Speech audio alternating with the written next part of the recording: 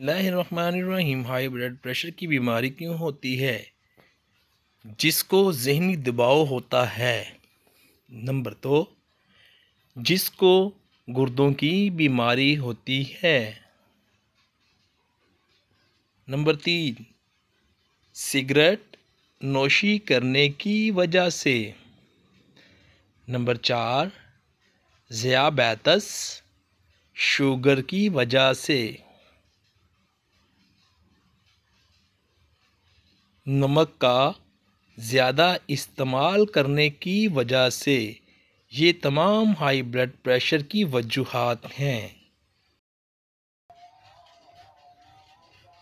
Video देखने का शुक्रिया। हम उम्मीद करते हैं आपको अच्छी भी लगी होगी और फ़ायदेमंद भी होगी। मज़ीद वीडियोस देखने के लिए ज़रूर सब्सक्राइब कीजिए JRY TV को। आपके तावन का शुक्रिया। अपना ख्याल रखिएगा।